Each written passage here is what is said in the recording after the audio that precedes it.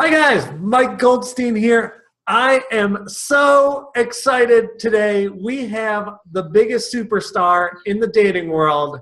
We have Marni Batista. And let me tell you guys, when I talk about women that are fantastic and irresistible and just from the business side, just you want to work with this person, on the relationship side, just she's fantastic. Ask her husband. She's just wonderful. She is absolutely amazing, and I can't believe we're interviewing her today. This is the best. So let me tell you about Marni. So she's a dating coach, Marni Batista. She is the queen of making her clients irresistible, and this is what we're going to squeeze out of her today. This is what we want. She knows how to be irresistible to men, and not just any men, but high-quality men. Marni is a certified professional dating coach and relationship coach, an expert writer, and nationally recognized print and online magazine expert for Cosmopolitan Magazine, Yahoo, Shine, Huffington Post, YourTango.com, Cupid'sPulse.com, Men's Fitness, Glamour. Wow, she writes everywhere. All right, she also has had guest appearances on CBS, ABC, Loveline, filling in for Dr. Drew. Marni's weekly dating and relationship web show, The Dating Den, has over 2.6 million views, and she was named one of the 10 best women's dating experts by our friends at datingadvice.com. Guys, we have Marni. Marni, welcome. Wow, I think honestly that's the best introduction I've ever had. Which is not like Nick Viall saying this is the best declaration of love he's ever heard on The Bachelor. This actually means something. Yeah, we could talk about The Bachelor. So what do you think? Do you think the Nick and what's her name is going to make it? What was her name? Vanessa. Vanessa. What do I think about them? Yeah, are they going to make it? I don't think so. But it's talking about being irresistible and dating with dignity. Actually, for those of you who play along and admit to watching The Bachelor, the character of Corinne was what most people think irresistible is, like sex kitten, bimbo-y, like, the vagine and all that. But Nick was really, and we don't know if he's a quality guy, but let's pretend he is. He was attracted to Vanessa, who was like very much a dignity dater, like, these are my non-negotiables. This is what my core values are. Do you want to play with me at this level? And he ultimately ended up being attracted to her. And so I think that's kind of a good sign for the evolution of women in reality TV, whether or not they make it or not. That's a great answer. Thank you. There you go. All right, so we're just going to get right into the meat and potatoes right away. What is the number one thing that women can do to be irresistible, Marni? Be confident, and I know that's not a very fancy answer, but what confidence looks like is here's who I am, here's what I want, and I know how to articulate it in a really feminine and soft yet powerful way, and I'm not afraid to say it. I think that men are so used to low-hanging fruit, so to speak, and that women sometimes misbelieve that the more low maintenance you are, the more a man is going to want to be with you. But I think a really quality guy is attracted to a woman who has boundaries, who knows what she wants, isn't afraid to say it, and is really feminine and can be powerful and soft at the same time. That's awesome. So maybe you can explain, so what's the difference between like being a nagging person and being like a boundary, high quality person? That's such a great question. I think, and look, I'm just going to be really honest. I've been married for 3 years and been with my husband for like 8.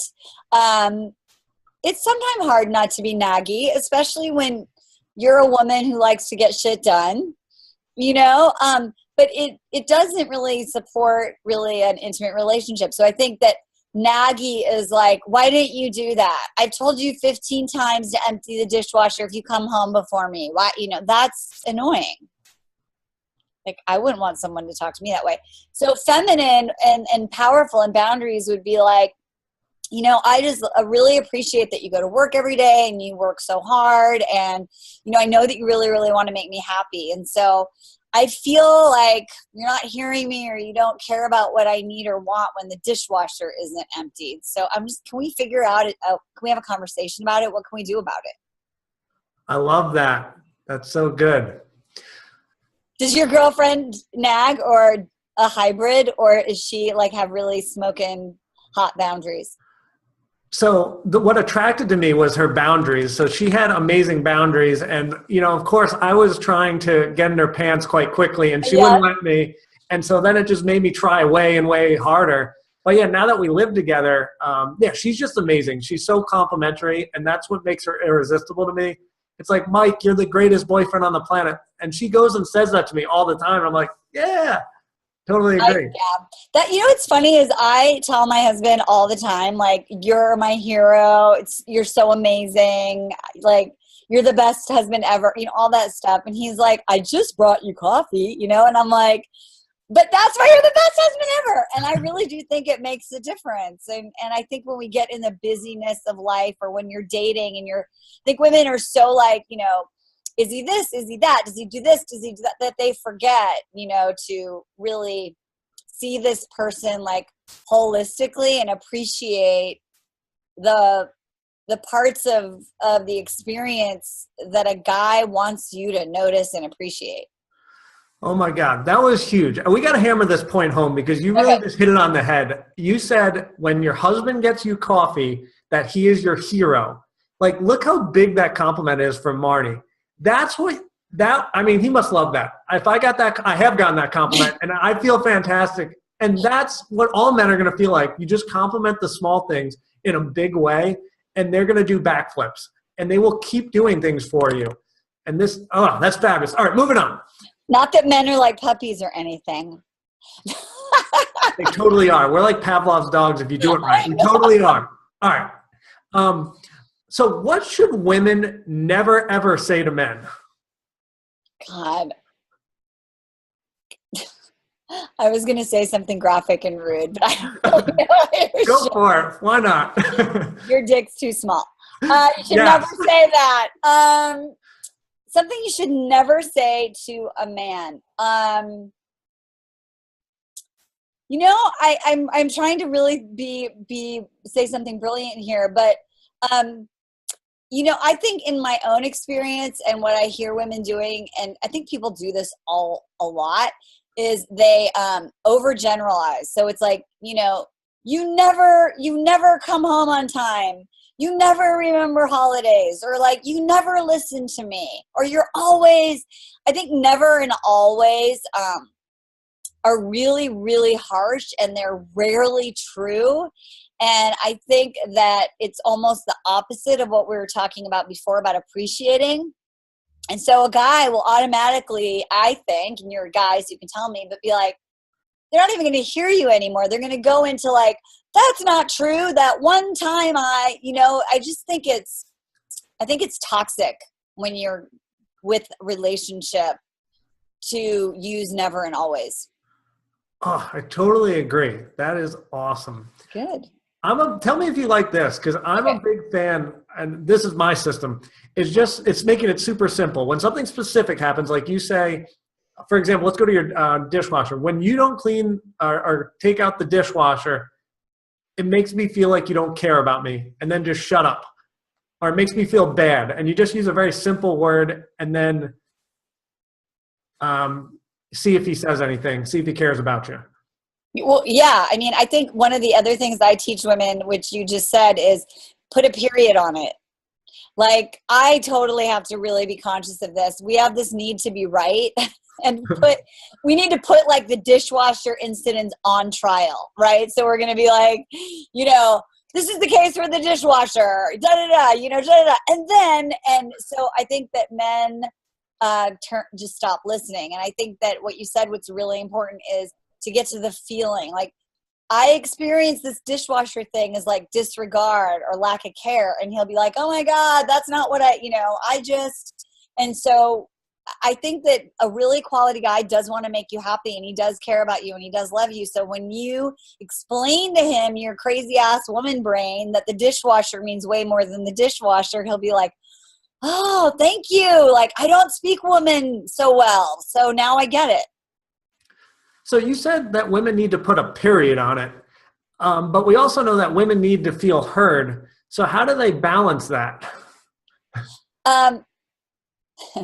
Well, I think it's our friend Matt Boggs who says that like women speak like 23,000 words a day and men speak 7,000 or something like that. And so it takes us like 7,000 words to be heard. But in order to really maximize conversation with men, if we can do it in like 1,000 words, we still can be heard. In fact, we'll probably be more heard if we are concise and clear. And I think that's the other thing. Like when I will coach someone, I'll say, so like, what exactly do you need? And they're like, oh, well, I actually never thought about that. I have my complaint. I know what's not right, but I actually don't know what I need. So when you are strategic and you're like not reacting and you're like, okay, so this is what happened. What do I need? I need him to actually empty the dishwasher. I need him to acknowledge that he's not listening to me. I mean, like, what do you need? And get really clear on that, and then be concise. Oh, this was second gold nugget from Marni. That was huge. I love that.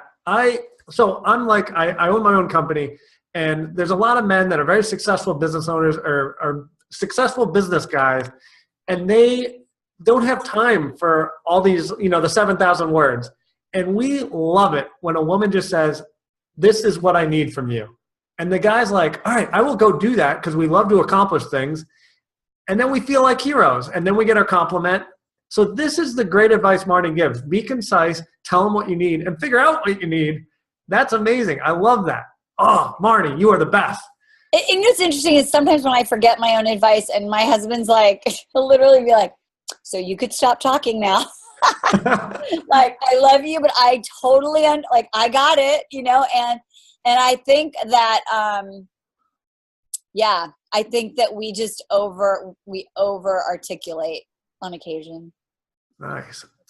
All right. We're going to totally switch gears. Okay. What are some signs that a guy is really into a girl, into a woman?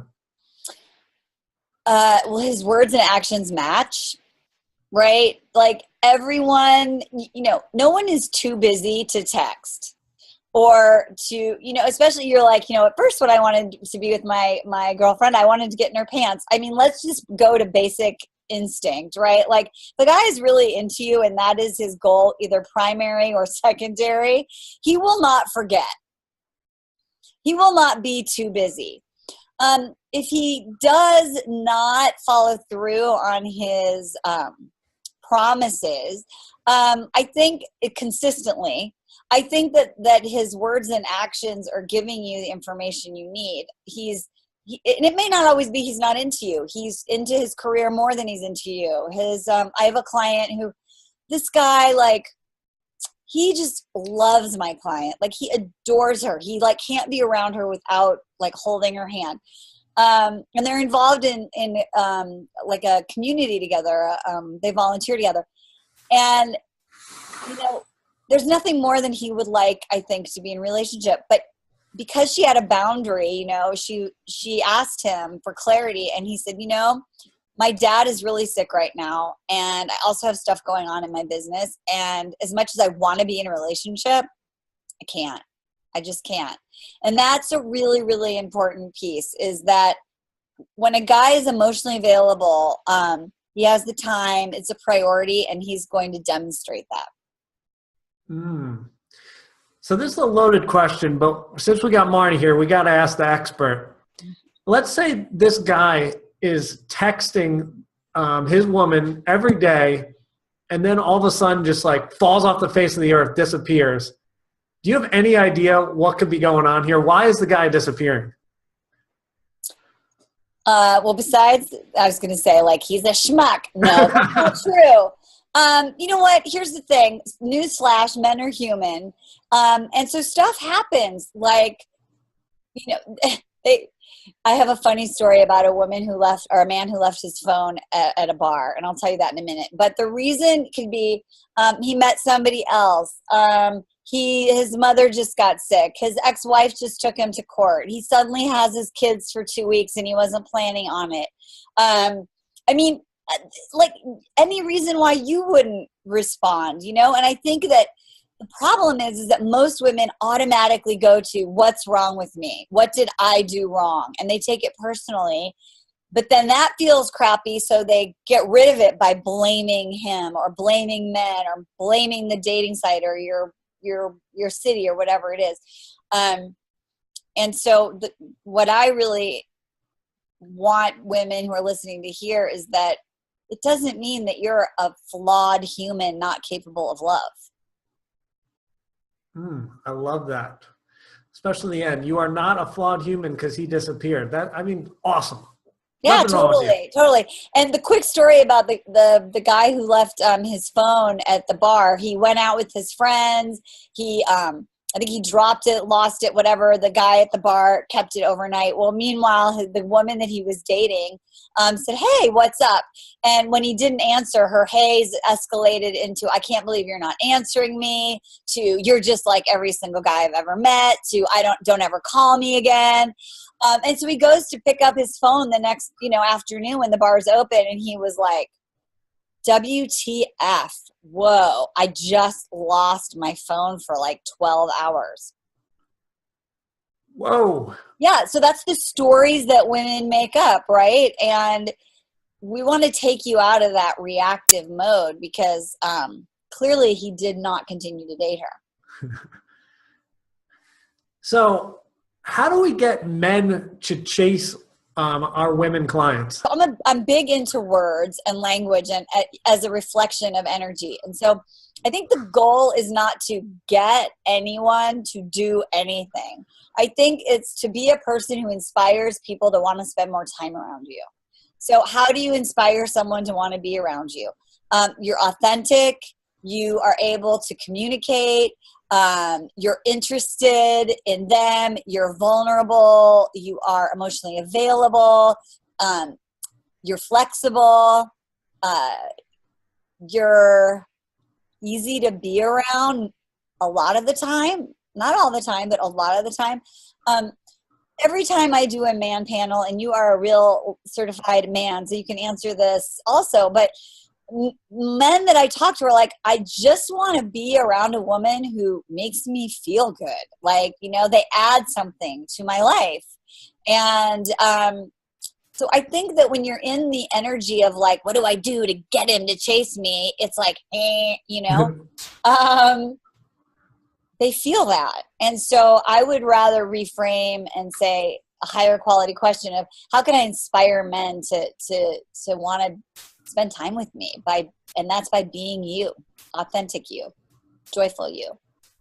I love that. So they need to be awesome, and then the man's just going to come because she's awesome. Mm-hmm. Well, yeah. I mean, and I tell women, like, all you have to do is be 10% better than 90% of the women out there. And that's kind of pretty easy if you hire the right people, like Mike and I, and you get help, because 90% of the people are walking around in energy that says, either pick me, do you like me? Am I good enough? Or, like, you don't call me, it's your loss. Or, I don't need you.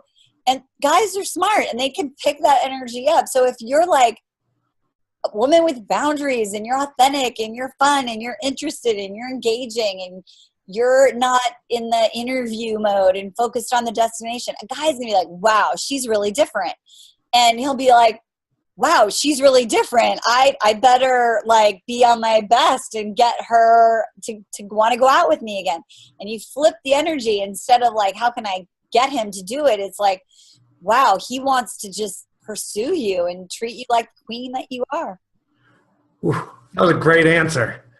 All right, Marni. So now we've got the guy. Okay. So what do we do? What's the number one way to keep him? Well, I was going to say blowjobs, but that's probably not the answer that you wanted. To keep him, I think that communication, honestly, is probably the number one asset that you can have for a sustainable relationship.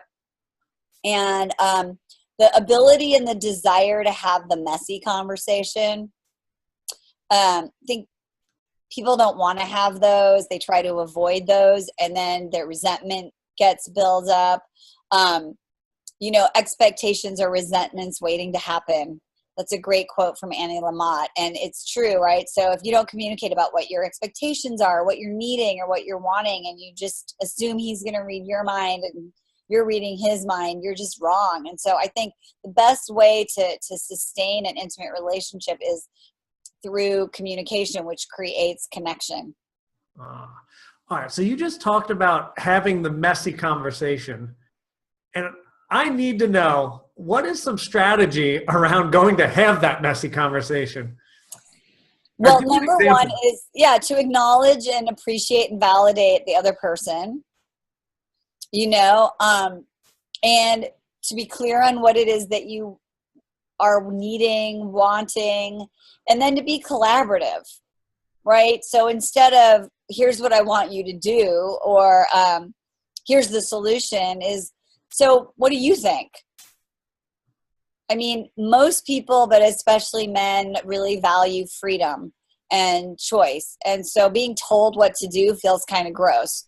Being asked your opinion, and then really, and this is an important thing that I think a lot of women struggle with, asking that question sincerely, because you really have this belief that together you could actually create a solution that might be better than the one you have on your own. If you really come forth in that messy conversation with that attitude and that core belief, then you probably can create what we call like a win-win, or what's in it for us. Going through the motions while you're just like, so I really appreciate that you're working hard, but the dishwasher is dirty, so what do you want to do about it? That's not feeling great, even though the construct of the conversation is spot on.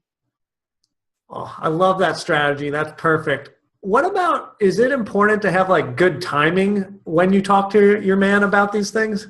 Yes. Yes. I have a client, was it the dishwasher? I can't remember what she was talking about. Maybe that's where I got the dishwasher, but she's in relationship with this guy. They're engaged. She's actually trying to get pregnant. She's over 40. She's on a lot of hormone therapies, and I think it might have been the dishwasher situation or cleaning up or some sort of thing. And she was just, he said, I want to make you happy. What can I do? I know you're stressed out. This was it. I know you're stressed out. I want to make you happy. What can I do? And she said, empty the dishwasher. And he's like, but it's your turn. Wow. She was like, so anyway, so timing. So I was like, that's where you're like, she said, like, I want to kill you. Like my friend who is a therapist calls it normal marital hatred. That's one of those moments. So what we talked about as a strategy is to find a time to talk about what's working and what's not working. They're going through this situation with hormone therapy, and he's going to school, and there's a lot of different roles that need to change for this short period of time.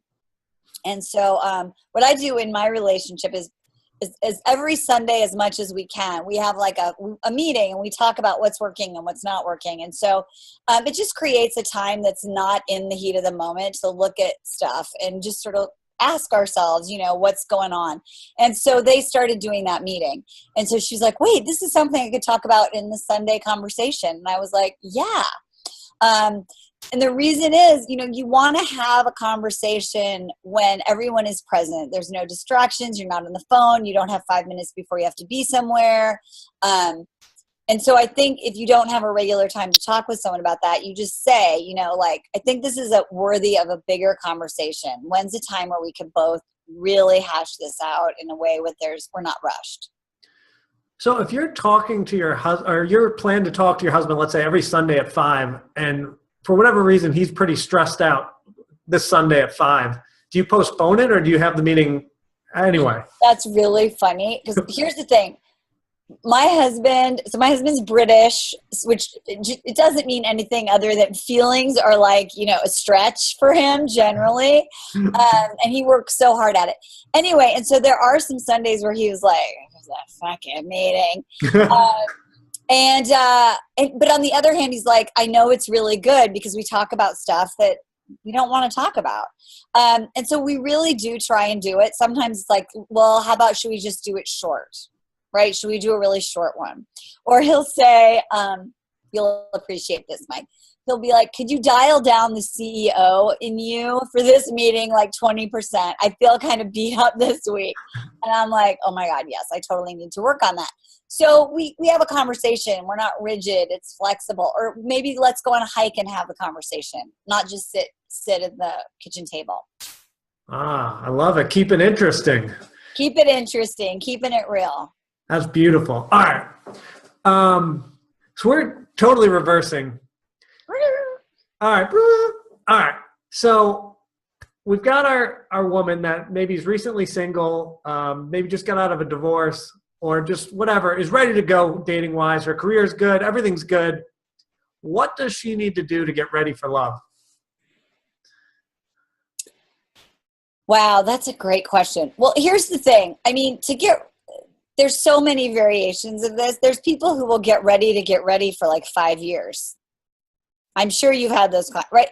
Before I do your method, Mike, I need to like lose 20 pounds and I need to make sure that my parents are like really settled in their new, right? So if you're getting ready to get ready becomes a stall tactic, then you need to do some deeper work, I think. But in reality, you do need to do a few things. And I think that is emotionally make sure that you are available, that you are dating, and it sounds really cheesy, but really in your core of core, like, like you are ready to love like a woman who's never been hurt. I think that's a really important piece. Can I stop you, Marni? Yes. Sorry, I need you to explain something. What does emotionally available mean? It means that you are open, that your heart is open, that you have the ability to be vulnerable, that you're not walking around with what we call your love shield up, which is fight, flight, or freeze, that you can communicate your feelings, that you are ready to be seen and heard, that you're able to receive, that you're emotionally present, that you're not emotionally living from the past. That's a good answer. All right. Sorry. Keep going. So what was I saying? Oh, okay. So then so emotionally available. I think you also need to make sure your tools are in order, right? So that you and you're so good at this, like your online photos are awesome, that you have help choosing the right websites to be on, that you are having what my colleague Kim Seltzer calls a diversified dating portfolio, right? So you're going to go take a class. You're going to make sure that you go out with your friends. You're going to make sure that when you are out just running errands, you're not with your phone in your hand all the time, and you wear cute gym clothes instead of like big oversized that are 3 sizes too big for you. That I call it, have your cab light on. Or if you're Uber, make sure you're, taking rides or Lyft, right? You have to have your energy out in the world that says, here I am, that you're connecting with all people, like practice, flirting with everyone.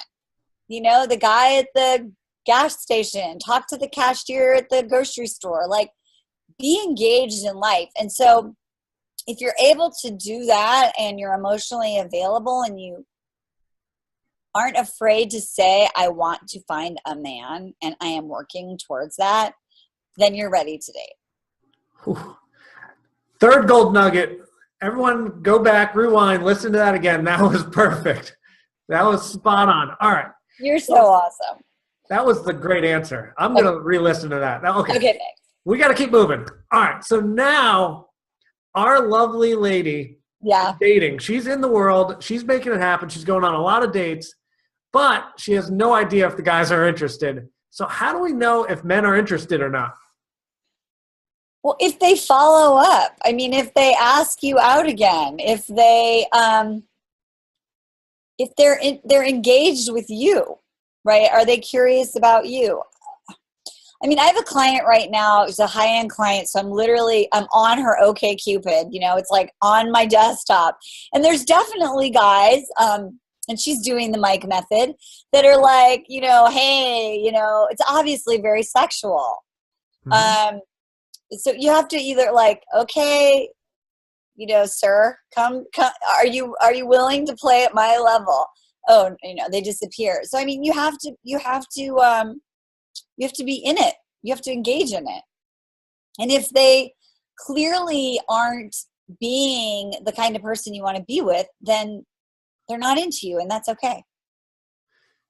And so is it important that they're present you said, like, and I want you to explain this, that they need to be playing at your level. And so does that mean that, what does playing at your level mean, basically? Well, it sounds really rude when I said it like that, but I didn't mean it like that. What I meant is that they're of the same relationship goals as you do, right? So, and the same values. So most of my clients and you who are listening have some basics like integrity, right? Like you say you're going to do something, you do it. Are they looking to have honest communication, even if it's bad news, right? Like, you know what, I feel like we have a really good time, but after a month, I just feel like we're not a match, versus just vanishing. They're trying to really get to know you for who you are. They're not just trying to get in your pants. So I think it's just, you have that common goal of like looking for an exclusive monogamous partnership. I love that. And I totally agree with everything you just said. So for women though, when can they like ask like what the guy's looking for in his next relationship, or what is he looking for? When does that conversation happen? Yeah, I think no later than the second date. Mm-hmm. I mean, this client of mine that's on OkCupid, the guy, he said he lives nearby her, and he lives in a building that also has a great view, right? And she said something about the view, and she's like, oh, I love my view too. And then he said something like, well, any view is amazing in your underwear, or something like that, and she was just like, whoa. So that was the moment. She was like, hey, I'm all about, views in my underwear, but I just met you, and what I'm really looking for is a committed relationship, and I just want to make sure we're on the same page, right? So that was not too soon to make Mm-hmm. sure that you have the same relationship goals. I love it. Yeah, I think I'm totally with you. Ask the sooner the better. Be casual about it. What are you looking for in your next relationship? Oh, you're looking for that? Cool. It's not like, what are you looking with me? We don't even know each other yet. You're not asking, what do you want with me? You're asking, what are you looking for in a relationship, period. So it's not as daunting. True. Yeah. And the other thing that I think is an important nuance, and this came up with some clients recently, and I don't think I've ever shared it like this or articulated it. Women, we're intuitive, and we do have this sixth sense. And I think for a lot of us, we ignore it. And so one of my clients is not wanting to have kids. And so in that conversation with this guy that she was dating, she said, so it's on my profile, but I just want to check in. Like, I don't want to have kids. Is that cool with you? And he was like, oh, yeah, okay, yeah, I could totally do that. And after about a month, it was clear to her that he actually did want to have kids. And she said, what I learned is to trust my gut. Anyone who says like, yeah,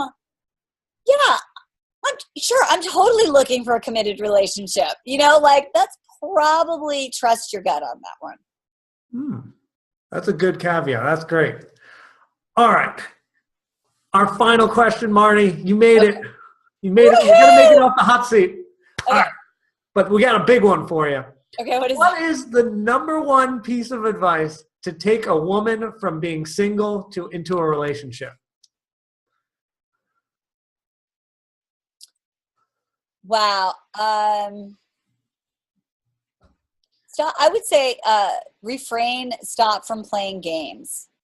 And what I mean by that is I just finished up teaching a teleclass, and I haven't really done that in a long time, but it's kind of like, everybody, where they are starting at ground zero. And so a lot of the questions at the beginning, I was like, so you probably want to talk to them about, X. And at the beginning, the ladies were like, but if I say that, then he's going to think this, and I don't want to give him too much power. And then if I, then he's going to, and I was like, girlfriend, that's high school, like we're not playing a game so that so-and-so doesn't feel powerful or so-and-so thinks that that's manipulation, right? Like when you're being an emotional adult and you're looking for a long ass relationship, you don't play games, right? You say it like it is. You speak from the heart, and you understand that if it doesn't work out, it's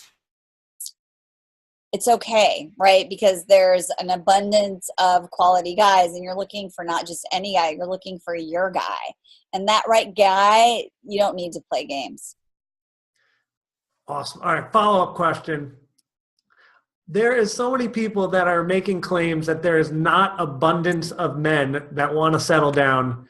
What do you have to say to that? It's like, oh, what a great excuse you have to be single and right and angry and closed up. Oh, I love that. I mean, really, that's not true. I mean, that's not true. There was, last I heard, there was not this like bomb that went off and the only men left are homeless and toothless. That didn't happen. So someone else said to me, finding a good man is like finding a needle in a haystack. And I said, great, then make sure your ass is the biggest pincushion ever so he can find you. How do you do that? You're at the top 10%. You're 10% better than 90%. Easy. There you have it. That is good advice. I love that. It's all about having the right state of mind, and Marni just hit on that. All right. So we just had the queen here. The queen is here, and she just gave us my mind is blown with the dating advice. So cute. This was such an amazing interview. But now we have even better news. Marni's got something free to give away to all of my subscribers. So Marni, what are you giving everyone for free? Okay, well, first of all, as much as I want to talk about myself, I just want to say that you are such a great interviewer. And this was really fun. So I just want to shout out to you and your listeners, and you're like adorable and so smart. So that's that. What I can do for you is give you a copy of my book called called How to Find a Quality Guy Without Having to Go on 200 Dates. So it's a hybrid memoir of my story and the Find Love Now formula, which is the formula that we take women through to get ready to date. Oh my God, you're giving away the whole book for free? The whole enchilada. Actually, I worked on writing this book, I'm not kidding, for like 10 years. It's the memoir part was really like gut-wrenching, and it was really hard for me to feel like I was ready to put closure on it and to put that story out there. And so it was divine timing, because it became really clear how my story was a reflection of the Find Love Now formula. And so I think there's a lot of facts in there, but also a lot of hope. And I think that as a dating coach and a queen and all these things you're calling me, which is so kind, it's hard for people to see that I really am not any different than anyone who's listening. And I was fucked up. And so my story really chronicles that and how I kind of overcame it and ended up meeting my husband. And so it's a gift, yes, but it's also a blessing. And so everyone who reads it, I feel like I've fulfilled sort of the mission of my soul, which is if I can save one person's life from even 5 minutes of having to go through hell, then my work here is done. Wow. I love that. What a giving person. I love it. Thank you so much. That's wonderful. So I'll put that in the comments below, guys. So enjoy it. Click, click, click, click. Yeah. Marni, thank you. This was amazing. You are amazing. Thank you so much for being here. And we'll see you guys next time. You are so welcome. Bye, everybody. Thanks. All right, video's done. Woohoo! Oh, wait. No, it isn't. Just kidding.